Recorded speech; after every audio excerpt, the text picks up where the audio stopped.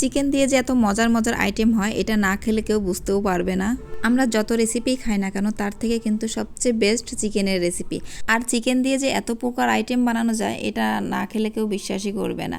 Hello everyone, আসসালামু আলাইকুম। সবাই কেমন আছো? আশা করি সবাই ভালো আছো। আরও একটি নতুন রেসিপি দেখার জন্য আমি Eva AC cooking and blog থেকে সবাইকে অনেক অনেক শুভেচ্ছা জানাচ্ছি। আশা করি বরাবরের মতো আজকের রেসিপিও তোমাদের সবার কাছে ভালো লাগবে। আজকে আমি তোমাদের জন্য নিয়ে এসেছি চিকেনের দারুণ একটি মজার রেসিপি, সেটা হলো চিকেন চাপ। আর এই চিকেন চাপটা কিন্তু আমরা কম বেশি সবাই খুব পছন্দ করি। আর এজন্য আমি দেখো এখানে একটা মুরগি নিয়েছি, আর এটা কিন্তু প্রায় 3 কেজি ওজনের মুরগি। এটা একটু বেশি একটা বড় হয়ে গেছিলো মুরগিটা। তো এখানে মুরগিটা আমি একদম ক্লিন করে একটা ছাকনার সাহায্যে ধুয়ে রেখে দিয়েছি, এবং যখন পানিটা শুকিয়ে গিয়েছে তখনই কিন্তু এরকম আমি এভাবে কেটে নিয়েছি। আর এই যে লেগ পিসটা ওইভাবে কেটে নিয়েছি, আর যে বেস্ট পিসটা কিন্তু এইভাবে কেটে আমি একটু শিলপাটায় থেতো করে নিয়েছি। আর এইভাবে থেতো করে মশলা মাখিয়ে রাখলে কিন্তু খুবই ভালো হয়।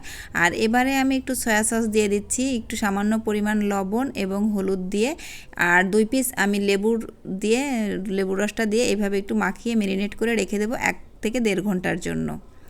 এভাবে সব কিছু দিয়ে মাখিয়ে যদি তুমি রেখে দাও তাহলে কিন্তু চিকেনটা খুবই পরবর্তীতে যখন ফ্রাই করা হবে তখন কিন্তু ভীষণই ভালো লাগবে। তো অবশ্যই কিন্তু 1 থেকে 1.5 ঘন্টা এটা ম্যারিনেট করে রেখে দিতে হবে। তোমরা কিন্তু এর থেকে একটু ছোট মুরগিও নিতে পারো, কারণ আমার চিকেনটা একটু বেশি বড়ই হয়ে গেছিলো আজকে। তো এখানে আমি 1 থেকে 1.5 ঘন্টা পর আবার ফিরে এসেছি। দেখো চিকেনের কালারটা দেখো। আর এই পর্যায়ে কিন্তু চিকেন থেকে একটু পানি ছেড়ে দিয়েছে। আর এই পর্যায়ে আমি এবার সমস্ত মশলা আমি দিয়ে দেবো। এর মধ্যে আমি 1 চামচ জিরা বাটা, আদা বাটা, রসুন বাটা, পেঁয়াজ বাটা, সামান্য শুকনো মরিচের গুঁড়ো দিয়েছি, এখানে গোলমরিচের গুঁড়া দিয়েছি। আর এখানে আমি এলাচ, দারচিনি এবং তেজপাতা এখানে ভেজে গুঁড়া করে নিয়েছি, সেটা দিয়েছি 1 চামচ। সামান্য পরিমাণ মতো লবণ দিলাম। এবার একটু চিনি দিচ্ছি, যেহেতু সয়া সস আছে সেহেতু চিনিটা কিন্তু মাস্ট দিতেই হবে। আর এবার সব কিছু মশলা দেওয়া হয়ে গেলে এবার সুন্দরভাবে আবারও ম্যারিনেট করে রেখে দিতে হবে। আর এই মাখানোটা যদি একটু ভালোভাবে একটু সময় নিয়ে মাখো তাহলে কিন্তু বেশি ভালো হবে, চিকেনের মধ্যে সমস্ত কিছু ঢুকে যাবে। তো দেখো আমার মাখানোটা একদম কমপ্লিট হয়ে গিয়েছে। আর এইভাবে মাখিয়ে আমি আরও 1 থেকে 1.5 ঘন্টা আমি রেস্টে রেখে দিব। এবারে একটি ফ্রাই প্যানে 1.5 ঘন্টা পর ফিরে এসে একটু তেল দিয়ে দিচ্ছি পরিমাণ মতো করে। এই চিকেনের চাপটা কিন্তু ফ্রাই করার জন্য বেশি একটা তেল দিতে হবে না, ডুবো তেলে ভাজতে হবে না, জাস্ট পরিমাণ মতো একটু তেল দিলেই হবে, কিন্তু সময় নিয়ে ভাজতে হবে। এবার দেখো আমি 1.5 ঘন্টা পরে ফিরে এসে এবার তেলটা গরম হলে আমি আস্তে করে এখানে চিকেনের পিসগুলো দিয়ে দিচ্ছি। আর আমার মুরগির সাইজটা যেহেতু একটু অনেক বড় ছিল, যার কারণে আমি লেগ পিস দুটো আগে ভেজে নিচ্ছি। আর লেগ পিস দুটো দেওয়ার পরে দেখো আমার ফ্রাই প্যানটা কিন্তু একদম ভরে গিয়েছে। তো এই জন্য আমি 2টা করে নিচ্ছি। তোমরা কিন্তু অবশ্যই একটু ফাঁকা ফাঁকা করে নিয়ে তারপরে ভেজে নেবা, একসঙ্গে অনেকগুলো পিস দিবা না, তাহলে কিন্তু এই ফ্রাই করাটা বেশি একটা ভালো হবে না। আর এটা একদম মিডিয়াম হিটে কিন্তু এই ফ্রাইটা করে নিতে হবে। তো এখানে দেখো আমার ফ্রাইটা মোটামুটি কমপ্লিট হয়ে গিয়েছে। আমি 2টা করে এখানে দিয়ে দেব, 2বার 2টা ব্যাচে আমি চিকেনের পিসগুলো ভেজে নেব। তো এখানে আমার ফ্রাই করা হয়ে গেছে, এবার আমি তুলে নিচ্ছি। দেখো ঠিক এইভাবে কিন্তু এই পিসগুলো এইভাবে ভেজে নিতে হবে। আর এবারে দেখো চিকেন ভাজার পরে যে মশলাটা বেঁচে থাকবে সেটা কিন্তু কোনোভাবে ফেলে দেওয়া যাবে না।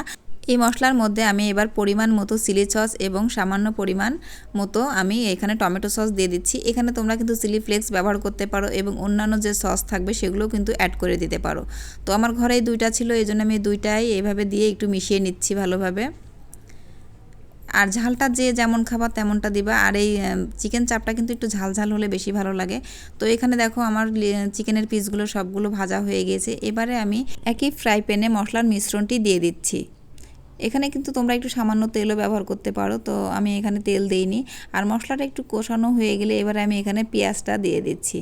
এখানে পেঁয়াজটা কিন্তু বেশি একটা ভাজা হবে না, জাস্ট সফট হয়ে যাবে সেই পর্যন্ত আমি একটু এখানে রান্না করে নিব।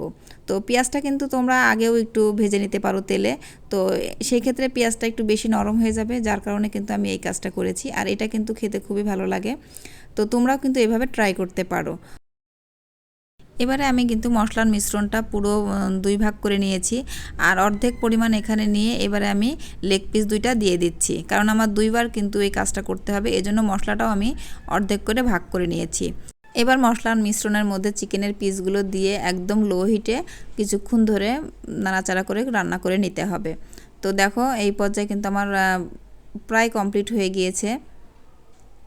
তো এইভাবে কিন্তু একদম মিডিয়াম হিটে নিলে কিন্তু এই পেঁয়াজগুলো একটু সফট হয়ে যাবে, খেতে ভালো লাগবে। তো মাশাআল্লাহ এখানে আমার চিকেন চাপগুলো পুরোপুরি একদম কমপ্লিট হয়ে গিয়েছে। আর এভাবে কিন্তু আমি 2টা ব্যাচ ভেজে নিয়েছি। তো দেখো অনেকটা কিন্তু ভালো লাগছে দেখতে। আর এই পেঁয়াজগুলো কিন্তু একদম পুরোপুরি সিদ্ধ হয়ে যায়নি, হাফ সিদ্ধ করা হয়েছে। তো মাশাআল্লাহ এইভাবে কিন্তু তোমরা বাসায় বসে খুব সহজেই চিকেন চাপটা তৈরি করতে পারো। রেস্টুরেন্টে অনেক টাকা খরচ না করে বাসায় একটু সময় দিয়ে যদি চিকেন চাপটা করো তাহলে কিন্তু খেতেও ভালো লাগবে এবং হেলদি হবে। গরম গরম এই চিকেন চাপের সঙ্গে যদি একটু লেবু চিপে দিয়ে খাওয়া হয় তাহলে কিন্তু এর টেস্টটা দ্বিগুণ বেড়ে যায়। তো তোমরাও কিন্তু এভাবেই ট্রাই করো। ধন্যবাদ সবাইকে, দেখা হবে নেক্সট কোনো রেসিপিতে। সেই পর্যন্ত সবাই ভালো থেকো, সুস্থ থেকো। আল্লাহ হাফেজ।